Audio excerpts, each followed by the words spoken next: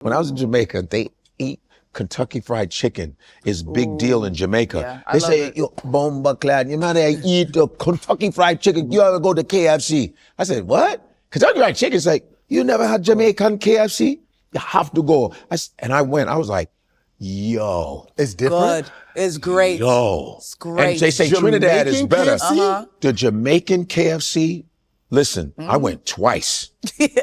I drove by it because I don't come to Jamaica to eat. I went there I don't once, ever go to good. KFC. They was like, and my boy Calvin Stiggy. He's like, you want to go to? We're going to KFC. I said, what for? What? KFC? It's like, brother, this is Jamaican KFC. I go, mother. I said, and I'm like, later I go, can we go to KFC? Because it goes, there's no chemicals. Everything natural. The corn, natural. Everything natural. And the Jamaicans be mad lean. Oh, yeah. The fastest people on the planet. Yeah. Usain Bolt. Usain Bolt, like Kentucky Fried Chicken. Hold on.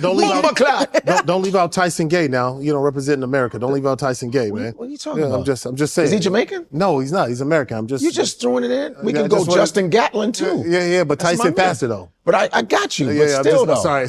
I'm like, okay, sports, let's go. If he was tall as Usain, he would have probably caught him. Oh, Tyson. Because Tyson is so small. But Tyson fast. Because you know in 100 meters, it's 44 steps. Yeah. But Usain was 40 steps. Hey. He was 40. And I remember watching this scientific experiment before Usain Bolt sprinted, right? They said, what would it take for them to break the for someone to run a 9.5? They said the guy would have to be like 6'4". He'd have to have the turnover of a small sprinter and his steps would be about 40. And it was Usain Bolt. There you go. And that's why I would never run that fast. You're talking about being bullied. When was that period where you felt like you were being bullied for your height? When people would say stuff about your height? Funny, people didn't really like do a lot about my height. It was just more about like the African girl. The African girl. The African girl, And did that happen in America or did that happen in Europe? Where did that happen? America, of course. Yeah, it's here. Okay, because I think, and I asked that because there's something there that I think this is why we have the conversation. Like, you know, I have my scars from it, and people say, "Well, get over it." No, I'm over it. I'm good. But there's still something there that I feel like, you know, that hasn't really been kind of put out there. Why do you think that they came at you for being the African girl? It's the narrative.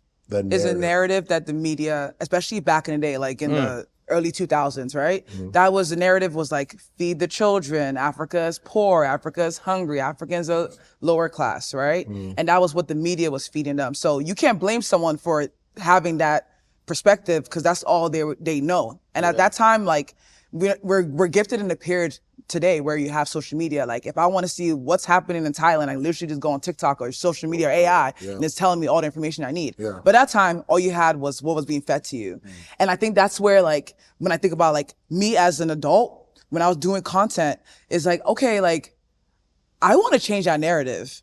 And I want to be that bridge because some people may never have the chance to visit Africa, but all they get to see it is what they see online. And I want my content to reflect that royalty, the brilliance, the elegance that Africa has.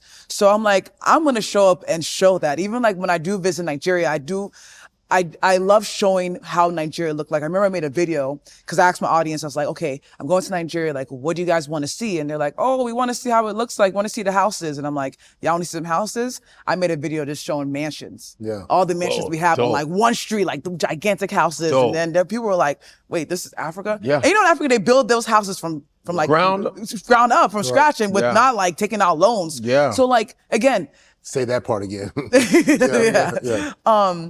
And that's like, again, that's like the new age. That's what I feel like I'm rewriting. Young Drea, if she sees what I'm doing today, she'll be like, dang, Drea, you're really that girl. You've done it because I'm doing it for myself, right? For like the next generation of young, first generation, or second generation African Americans, or even like people from different cultures too, because not just Africans get bullied. Anyone that comes from a different cultural background that comes and you're an outcast, you instantly are a target of that. But it's like, me being able to show up online as myself, talk about my culture, stories that are true to me about my heritage, my parents, my background, and being able to blow up like this and have a huge platform and millions of people resonating with that. It's like, it's a testimony. Yeah. It's God's doing, but it's like, that's the way, that's how I want to keep showing up online. Well, like, I think it's so cool the way you do show up, because it is entertaining, it is educational, like especially too for like my kids. But you said something about, especially in this age, because here, there's an age difference between you and I. The same thing you were experiencing, I was experiencing in the 80s, in the 90s, of course, in the 2000s. And then I think about my kids, oh my gosh, in the 2020s, and they're still getting that crap, right? Are they? Yeah, because, the thing about... then I'm not doing enough work then. I'm joking. No. But, but the more you put out content like that, because the algorithm, which is so crazy, will feed you what it thinks is even around you. It's like, you follow this person, That's you true. follow that person, you follow this person. We know what they do on their private time and what they're looking at, so you might be interested in this as well. Yeah. And before you know it, you're still seeing one side of the story where you're going, wait, where do we get to? And so I will never forget, like one time, showing some family members, and I was showing them what Nigeria looked like, and they go, that's not Nigeria. Yeah, it is. Yeah, it is. Like, oh, it's AI. Yeah. It's it is. But again, I'm like, wait, this is years and years later, and there's still not enough information. So, the goal of 154 is to be able to put more and more of that stuff and having these conversations about that. So, I appreciate what you're doing, especially when I remember the first time I learned how to balance something on my head. I can't wait to do it with my kids when you did that with Nigeria. I'm like, Dan, I don't even know if this is safe for the neck or my neck ain't strong enough. Cause have you ever tried to balance? So that was, I did that when I was in Nigeria recently. Cause again, I like to use my free will as much as I can possible. Cause it's like, why not? So I woke up and I was like, I remember we're driving by and I saw this lady with like a huge lot of goods. She's selling stuff. And it was like a lot of stuff on her head. And I'm like, hands free. Like, look, ma, no hands, And I'm like, how are they balancing this thing? I want to learn. So I told my auntie, I was like, let's take me to the market. I want to go learn. And I made a video about it. I'm like, can they teach me? And there's a whole art to it. It's like you have the Ankara cloths, you roll it up, and that helps to take off the weight from like the thing on your head. Science. And then you just... I bought some drinks off of a lady. And she was like, oh, you want to buy some? We were in my cousin. We were in the market.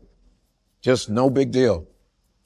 Just and where do you think modeling agencies stole that from Africans? That's why you never see Africans slumped over. You notice they're always upright.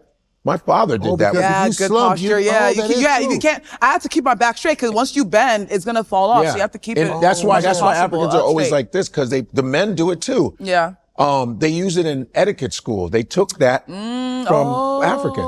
Oh, wow. Yeah, because they would balance the book. They put the book for etiquette school to make women walk. They took it from Africans. It's all facts. Yeah. I didn't know that. Balancing the book to walk straight, that's Africans. That's why you never see African like this, ever. Yeah. They're always up. All the African countries, because they all wear. In Haiti, it wasn't until Haitians, same, it's African. Haitians have their stuff.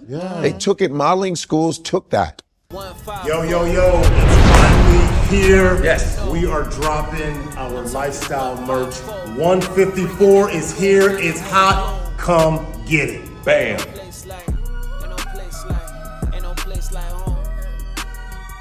Ain't no place like, ain't no place like, ain't no place like home. Ain't no place like, ain't no place like, ain't no place like home.